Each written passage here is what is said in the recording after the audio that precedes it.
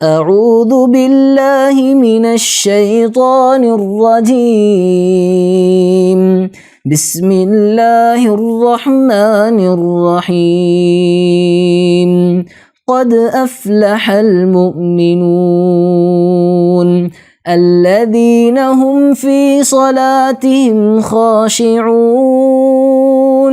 والذین هم عن اللغو معرضون نحمدہ ونصلی علی رسولہ الکریم، اما بعد۔ ناظرین، پارہ نمبر 18 کا آغاز سورہ مومنون سے ہوتا ہے اور اس میں سورہ نور مکمل شامل ہے۔ سورہ فرقان کی کچھ ابتدائی آیات بھی ہیں جو اس پارے کا حصہ ہیں۔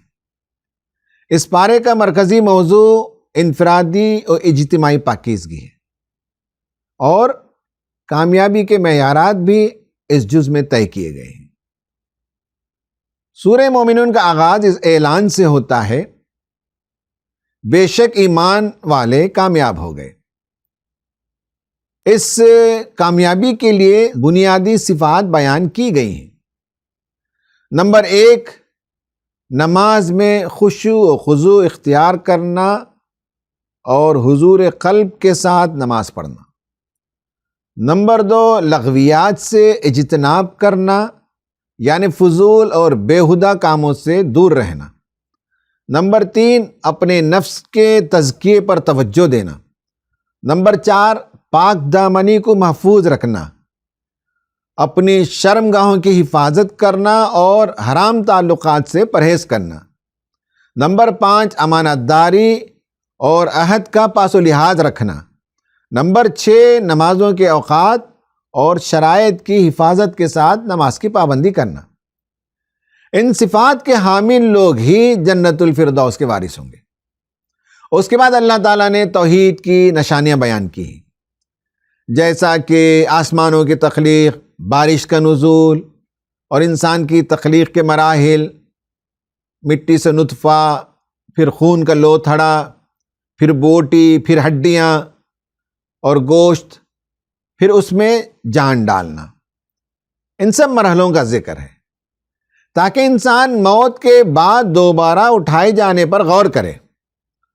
سورت میں کفار کے انکار کا جائزہ لیا گیا ہے کہ ان کی اصل وجہ عناد اور بڑائی ہے، نہ کہ دعوت میں کوئی علمی کمزوری۔ انبیاء کرام علیہم السلام، یعنی حضرت نوح علیہ السلام، موسیٰ علیہ السلام، ہارون علیہ السلام، ان کے قصے بیان کر کے سنت اللہ کو واضح کیا گیا کہ حق لانے والوں کو ہمیشہ مخالفت کا سامنا کرنا پڑتا ہے، لیکن انجام متقیوں ہی کا اچھا ہوتا ہے۔ سورہ نور معاشرتی پاکیزگی کے قوانین کا ایک اہم ترین حصہ ہے اور یہ ایک ایسی سورت ہے جس میں یہ قوانین بیان کیے گئے ہیں۔ یہ سورت عملی طور پر ایک اسلامی معاشرے کی تشکیل کا منشور ہے، یعنی manifesto of an Islamic society. اس میں معاشرے کی اصلاح کے لیے تفصیلی احکام دیے گئے ہیں۔ ان میں اکثر حدود اور تعزیرات سے متعلق ہیں، یعنی جرائم پر کیپٹل پنشمنٹ۔ اس کے جو اہم ترین مضامین ہیں وہ یہ ہے کہ زنا کی سزا 100 کوڑے ہیں اور اس پر گواہی کے تقاضے پورے ہونی چاہیے۔ نمبر 2، بہتان کی سزا بیان ہوئی، یعنی پاک دامن عورتوں پر تہمت لگانے والوں کو 80 کوڑے مارے جائیں گے اگر وہ ثبوت پیش نہ کریں، اور ان کی گواہی ہمیشہ کے لیے ناقابل قبول قرار دے دی گئی۔ اس کو قذف کہا جاتا ہے۔ منافقین کی جانب سے ام المؤمنین سیدہ عائشہ صدیقہ رضی اللہ تعالی عنہا پر لگائے گئے بہتان کی مکمل تردید کی گئی اور اہل ایمان کو تنبیہ کی گئی کہ وہ افواہوں پر یقین نہ کریں اور نیک گمان رکھیں۔ اس واقعے کو واقعہ افک کہا جاتا ہے۔ مومن مردوں اور عورتوں دونوں کو حکم دیا گیا کہ نگاہوں کی حفاظت کریں۔ عورتوں کو لباس سے متعلق حکم دیتے ہوئے کہا گیا کہ اپنے سینوں پر اوڑھنیاں ڈالیں اور اپنی زینت ظاہر نہ کریں۔ نکاح کی ترغیب دی گئی، غلاموں اور کنیزوں کی آزادی کا حکم آیا، اور گھروں میں داخل ہونے کے آداب بھی سکھائے گئے۔ آیت نور سورہ نور کی مشہور آیت ہے، یعنی جس میں جو کہا گیا ہے اللہ نور السماوات والارض، اس میں اللہ کے نور کو مومن کے دل میں پائے جانے والے نور فطرت سے تشبیہ دی گئی۔ آخر میں کافروں کے اعمال کو سراب کہا گیا، یعنی مریج، اور کفار کی ایک اور تشبیہ دی گئی کہ وہ اندھیروں کے پردوں میں اس طرح سے لپٹ گئے ہیں جیسے گہرے سمندر، اس پر تہ بتہ موجیں اور اس پر کالی گھٹائیں چھا گئی ہوں۔ نور فطرت کو ضائع کرنے کا یہ انجام ہے۔ پارے کے آخری حصے میں سورہ فرقان کی ابتدائی آیات ہیں جس میں توحید اور رسالت پر زور دیا گیا ہے۔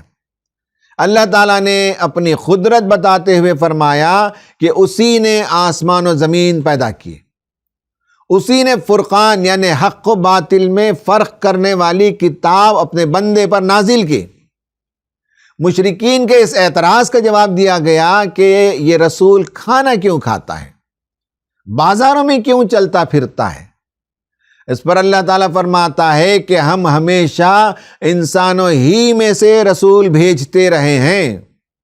اس بارے سے جو اہم ترین سبق ملتا ہے وہ یہ کہ انفرادی پاکیزگی جو سورہ مومنون میں بیان ہوئی ہیں اور اجتماعی قوانین جو سورہ نور میں آئے ہیں، ان کے نفاذ سے ہی ایک کامیاب معاشرہ وجود میں آتا ہے۔ ناظرین، اب ہم اس جز کو آئینے کی حیثیت سے سامنے رکھتے ہیں اور اس میں 3 مثبت صفات تلاش کرتے ہیں اور 3 منفی صفات تلاش کرتے ہیں۔ مثبت صفات، گڈ ٹریٹس میں پہلا نمبر ہے داخلی خشوع اور سنجیدگی، انر ہیوملٹی اینڈ سیریسنس۔ یہ شخصیت کی بنیاد ہے۔ باطن میں سنجیدگی، توجہ اور غیر ضروری چیزوں سے بلند ہونا، یہ اندرونی وقار ہے۔ نمبر 2، سماجی پاک دامنی اور ضبط نظر، social chastity and lowering the gaze. یہاں قرآن فرد کے باطن کی صفائی سے آگے نکل کر معاشرتی تہذیب کی تشکیل کرتا ہے۔ نگاہ کا کنٹرول دراصل خواہش کی تہذیب ہے، یہ جذباتی نظم ہے، یہ ایموشنل ریگولیشن ہے، اور ایموشنل ریگولیشن کا یہ قرآنی ماڈل ہے۔ نمبر 3، فطرت کے نور کی حفاظت، preservation of the light of فطرہ۔ ہر انسان کے دل میں فطرت کا ایک نور ہوتا ہے، اور جب وہ ہدایت ربانی بھی پا لیتا ہے تو نور علی نور ہو جاتا ہے۔ اب 3 منفی صفات دیکھیے۔ نمبر 1، لغویات میں مشغولیت، یعنی engagement in trivial and non productive activities. لغو صرف فضول بات نہیں بلکہ وقت اور توجہ کی بربادی ہے۔ لغوی معاشرہ سنجیدہ تمدن پیدا نہیں کر سکتا۔ نمبر 2، تہمت اور افواہ سازی، سلینڈر اینڈ رومر مانگرنگ۔ واقع عفق کے تناظر میں قرآن نے بتایا کہ غیر ذمہ دار گفتگو پورے معاشرے کو ہلا دیتی ہے۔ کیریکٹر اساسینیشن ایک تمدنی زہر ہے۔ نمبر 3، بے حیائی کے فروغ کی خواہش، ڈیزائر ٹو پروموٹ امورالٹی۔ یہ صرف گناہ نہیں بلکہ فحاشی کو نارملائز کرنے کی ذہنیت ہے۔ جب بے حیائی تہذیب بن جائے تو تمدن تباہ ہونے لگتا ہے۔ ناظرین، اب ہم ڈیپ ڈائیو سیکشن میں آتے ہیں اور سورہ مومنون سے آیت نمبر 1 تا 8 پر گفتگو کرتے ہیں۔ اعوذ باللہ من الشیطان الرجیم، بسم اللہ الرحمن الرحیم۔ قد افلح المؤمنون الذین هم فی صلاتهم خاشعون والذین هم عن اللغو معرضون والذین هم للزکاة فاعلون والذین هم لفروجہم حافظون الا علی ازواجہم او ما ملکت ایمانہم فإنہم غیر ملومین فمن ابتغى وراء ذلك فأولئك هم العادون والذین هم لأماناتهم وعہدہم راعون۔ یقیناً فلاح پائی ہے ایمان والوں نے جو اپنی نماز میں خشوع اختیار کرتے ہیں، لغویات سے دور رہتے ہیں، زکوٰۃ کے طریقے پر عامل ہوتے ہیں، اپنی شرمگاہوں کی حفاظت کرتے ہیں، سوائے اپنی بیویوں کے اور ان عورتوں کے جو ان کی ملک یمین میں ہوں کہ ان پر محفوظ نہ رکھنے میں وہ قابل ملامت نہیں ہیں۔ البتہ جو اس کے علاوہ کچھ اور چاہیں وہی زیادتی کرنے والے ہیں، اپنی امانتوں اور اپنے عہد و پیمان کا پاس رکھتے ہیں۔ امام شوکانی کے مطابق یہاں لفظ قد یا تو اہل ایمان کی کامیابی کی تصدیق اور تاکید کے لیے آیا ہے۔ اس آیت کا مفہوم یہ ہے کہ اہل ایمان کامیابی حاصل کر چکے ہیں اور وہ اس کامیابی کی کیفیت کو اس وقت بھی پا رہے ہیں اور اسے محسوس کر رہے ہیں۔ سورہ مومنون کی ابتدائی آیات ہمیں یہ بتاتی ہیں کہ قرآن کے نزدیک کامیابی کیا ہے۔ یہ کامیابی مال، دولت، اقتدار، یہ شہرت کا نام نہیں ہے، یہ کسی ظاہری شان و شوکت سے جڑی ہوئی چیز نہیں ہے، بلکہ یہ ایک اندرونی کیفیت کا نام ہے، ایک انر اسٹیٹ کا نام ہے، یہ ایک منظم شخصیت کا نام ہے، ایک ایسی منظم زندگی کا نام ہے جس کی بنیاد ایمان، خود پر قابو اور اخلاقی مضبوطی پر ہو، یعنی سیلف کنٹرول ہو اور مورل اسٹرینتھ ہو۔ جب قرآن کہتا ہے قد افلح المؤمنون تو وہ پوری یقین کے ساتھ اعلان کرتا ہے کہ یہی لوگ کامیاب ہیں۔ اس کا مطلب یہ ہے کہ جو صفات آگے بیان ہو رہی ہیں وہ صرف مثالی باتیں نہیں بلکہ حقیقی کامیابی کا راستہ ہیں۔ گویا قرآن ہمیں سمجھا رہا ہے کہ فلاح کسی نتیجے کا نام نہیں بلکہ ایک مضبوط کردار بنانے کا نام ہے۔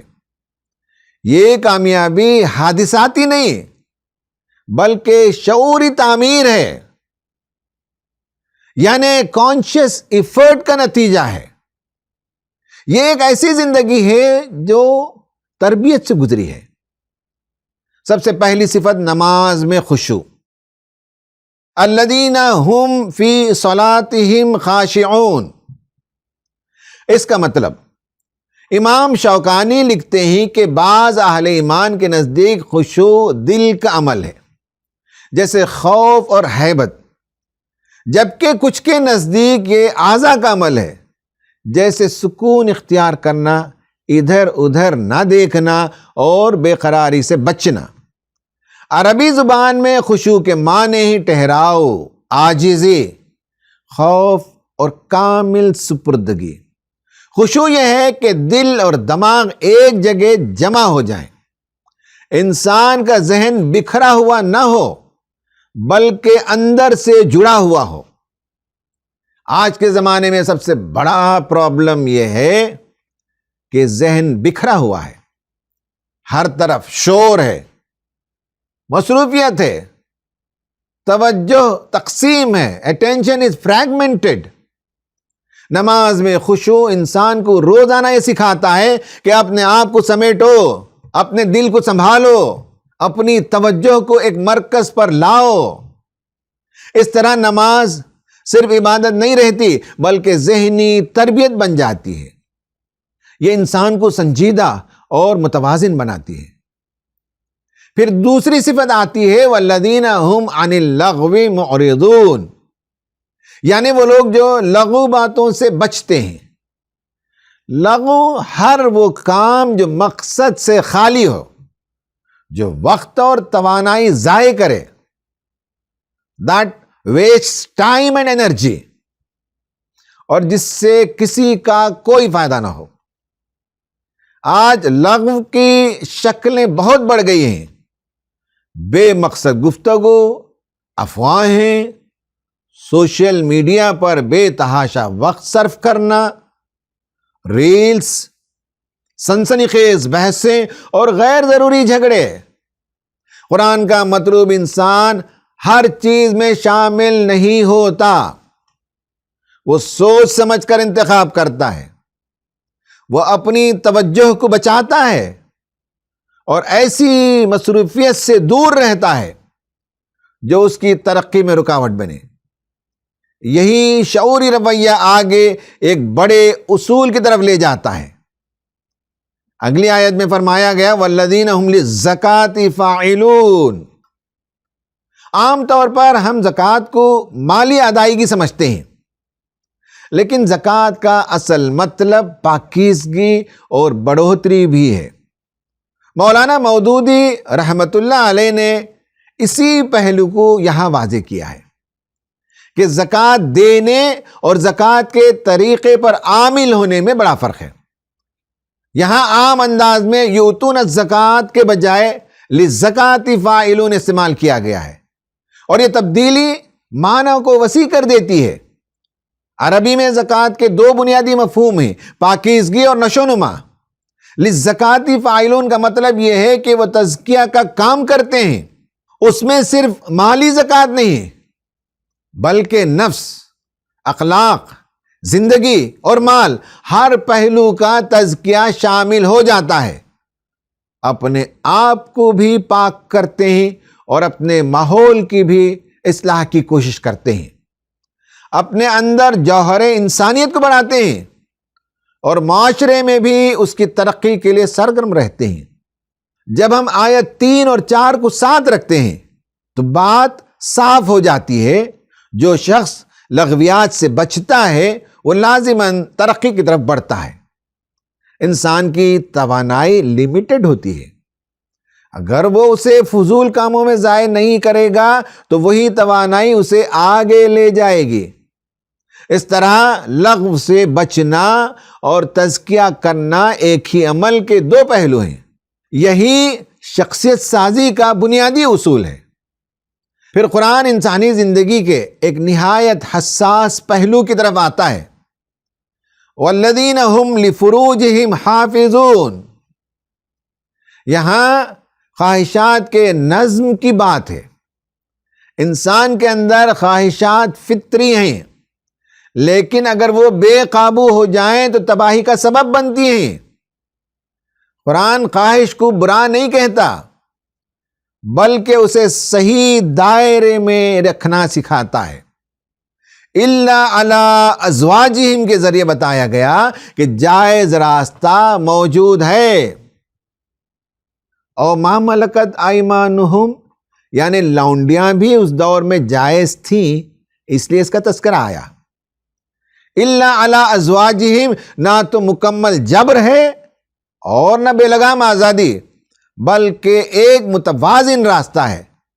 اصل مسئلہ خواہش کا ہونا نہیں بلکہ حد سے آگے بڑھ جانا ہے، اس لیے حد سے تجاوز کرنے والوں کو عادون کہا گیا۔ حدود کا احترام ہی تہذیب کی بنیاد ہے۔ دور جدید میں جنسی خواہشات کی تکمیل کے لیے شادی کے علاوہ جتنے راستے اویلیبل ہیں وہ سب اسلام کی نگاہ میں حرام ہیں۔ آخر میں فرمایا وَالَّذِينَ هُمْ لِأَمَانَاتِهِمْ وَعَهْدِهِمْ رَاعُونَ۔ یہاں انسان کے سماجی کردار کی بات ہو رہی ہے۔ امانت اور وعدے کی پاسداری ہر معاشرے کی بنیاد ہے۔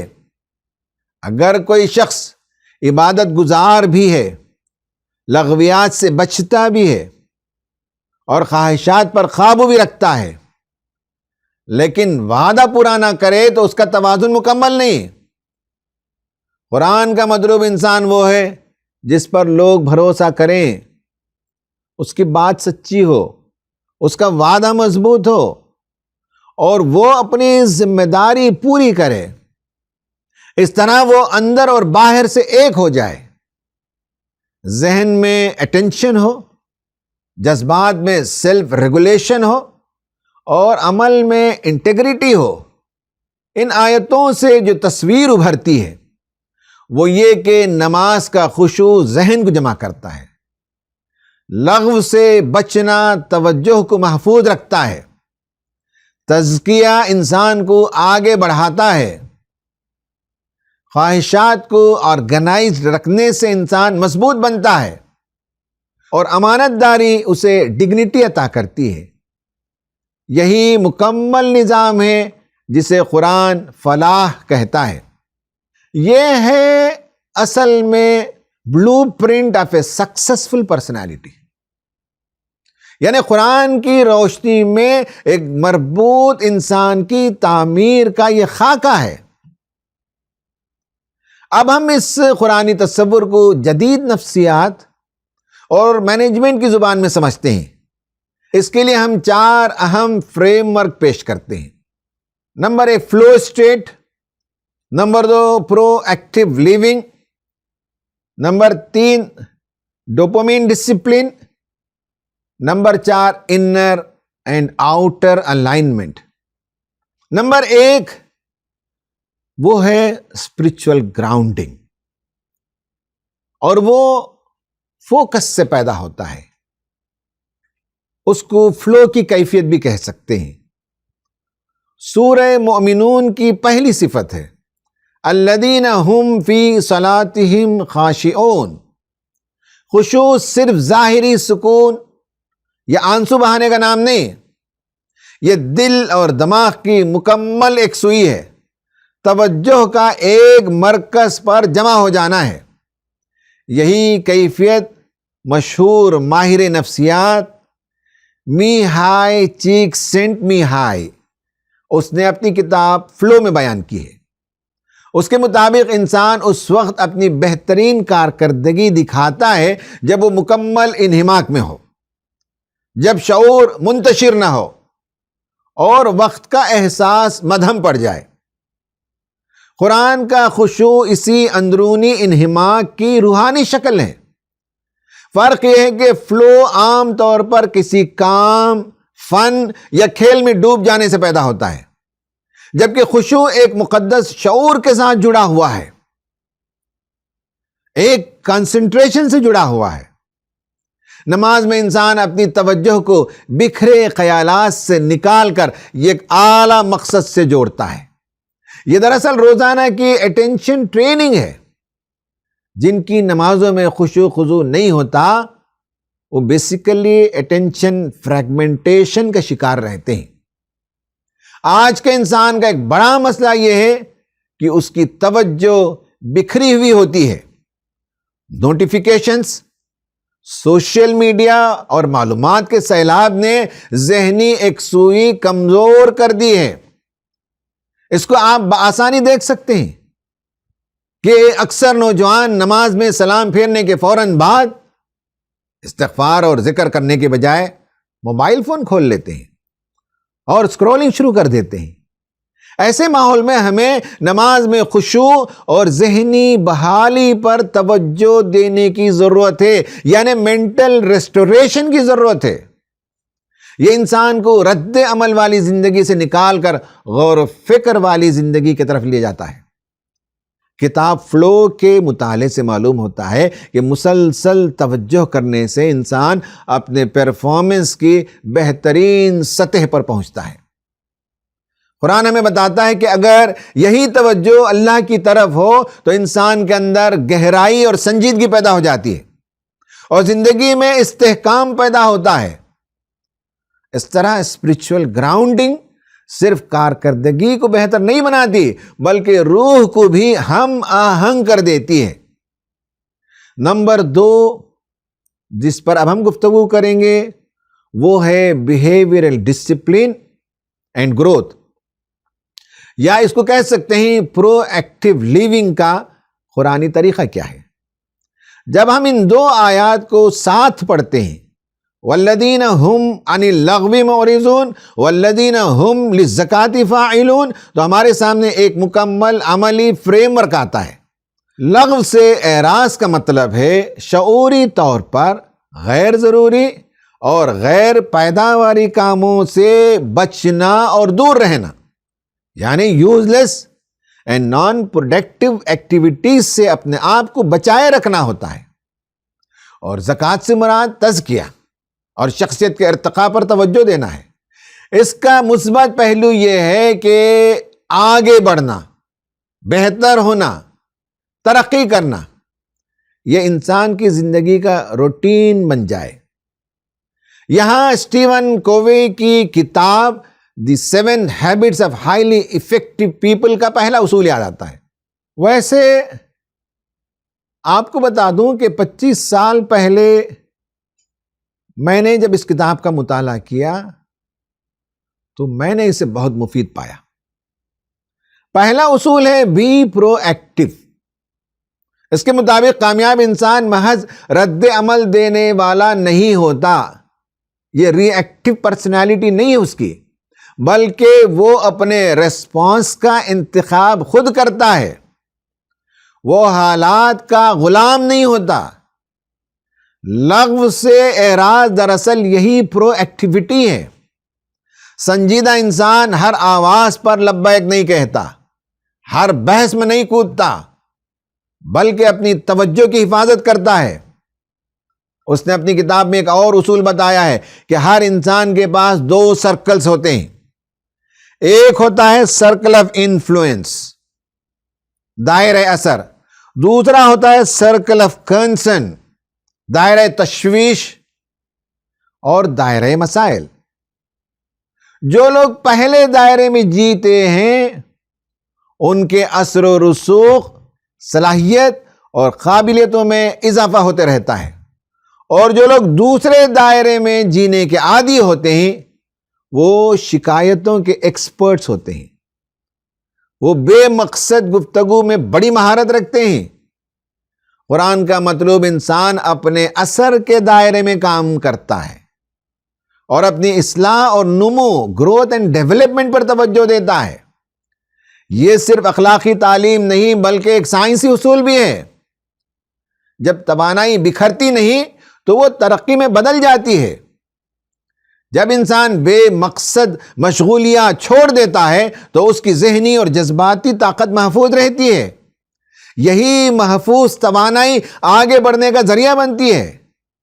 دماغ کا ڈوپامین نظام فوری لذت کی طرف کھینچتا ہے، لیکن جب انسان شعوری طور پر فوری فائدے کو کم کرتا ہے اور طویل مدتی مقصد کو ترجیح دیتا ہے تو دماغ بھی آہستہ آہستہ نئی عادتیں قبول کرنے لگتا ہے۔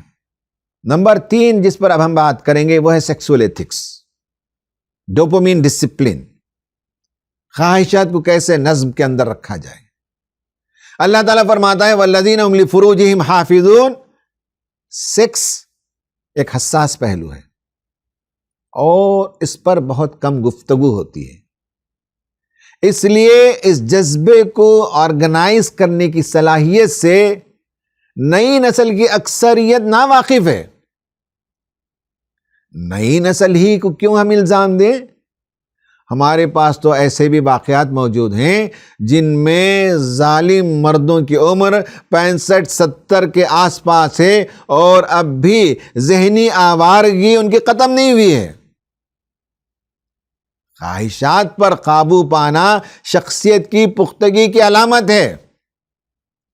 اصل امتحان یہ نہیں کہ انسان کے اندر خواہش ہے کہ نہیں، بلکہ یہ کہ وہ اسے کس حد تک سنبھال سکتا ہے۔ سائنس ہمیں بتاتی ہے کہ دماغ میں ڈوپامین ایک ایسا کیمیکل ہے جو لذت اور انعام کے احساس سے جڑا ہوتا ہے۔ آج کا ڈیجیٹل کلچر اسی نظام کو مسلسل متحرک رکھتا ہے۔ شارٹ ویڈیوز، فوری تفریح، مسلسل ویژول کنٹینٹ دماغ کے ریوارڈ سسٹم کو زیادہ سرگرم کر دیتے ہیں۔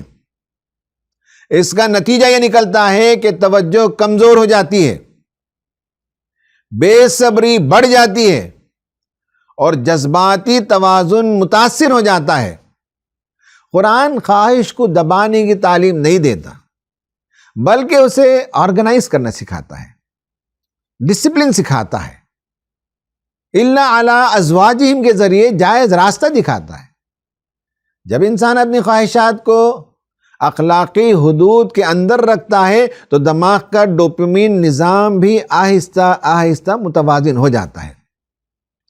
ایسا انسان فوری لذت کے بجائے میننگ فل ریلیشن شپ اور ریسپانسبل بیہیویئر اختیار کرتا ہے۔ اسی سے شخصیت میں اصل استحکام پیدا ہوتا ہے۔ اس طرح سیکسول ایتھکس دراصل ڈوپامین ڈسپلن ہے۔ جو شخص اپنی نگاہ اور خواہش کو قابو میں رکھ سکتا ہے وہ اپنی ذہنی توانائی کو بھی محفوظ رکھتا ہے۔ یعنی سیلف ڈسپلن ہماری زندگیوں میں فلو اسٹیٹ کو ممکن بناتا ہے اور ہماری زندگی پرو ایکٹیو زندگی بن جاتی ہے۔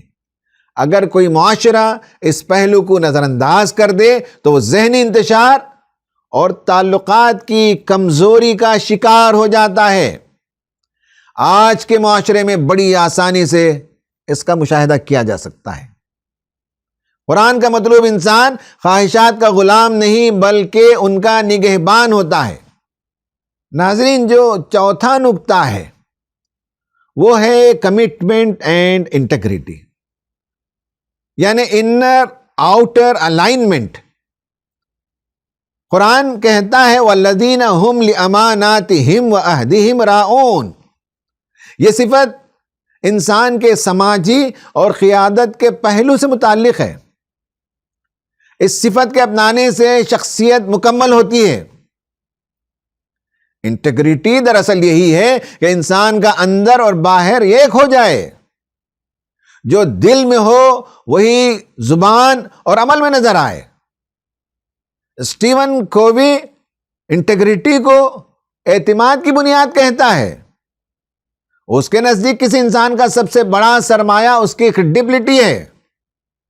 جب قول اور فعل میں تضاد نہ ہو تو لوگ اعتماد کرتے ہیں۔ قرآن کا مطلوب انسان صرف عبادت میں منظم نہیں ہوتا بلکہ معاشرے میں بھی قابل بھروسہ ہوتا ہے۔ فلو ہمیں سکھاتا ہے کہ مکمل توجہ اور انہماک انسان کی صلاحیتوں کو نکھارتا ہے۔ پرو ایکٹیویٹی ہمیں یاد دلاتی ہے کہ ہم حالات کے اسیر نہیں بلکہ اپنے رد عمل کے ذمہ دار ہیں۔ ڈوپامین نظام ہمیں سمجھاتا ہے کہ خواہشات اور عادتیں کس طرح ہمارے رویے کو بناتی ہیں یا بگاڑتی ہیں۔ یہ نظریات تو زندگی کے ایک پہلو کو بہتر کر دیتے ہیں، مگر قرآن کی پیش کردہ شخصیت ایک جامع شخصیت ہے اور قرآنی فکر ان سب کو ایک اعلیٰ مقصد سے جوڑ دیتی ہے۔ یہ کام توجہ بھی چاہتا ہے، نظم بھی، ضبط بھی اور دیانت بھی۔ یہی ایک مکمل نقشہ ہے، ایسے بلو پرنٹ جس میں روحانی گہرائی پائی جاتی ہے، رویے منظم اور منضبط ہوتے ہیں، خواہشات کی تہذیب ہوتی ہے اور سماجی امانت کو یکجا کرتا ہے۔ یہی وہ انسان ہے جسے قرآن کامیاب کہتا ہے۔ اللہ تعالیٰ سے دعا ہے کہ اللہ تعالیٰ ہمیں بھی کامیاب مسلمان بنائے، آمین۔ وآخر دعوانا ان الحمد للہ رب العالمین۔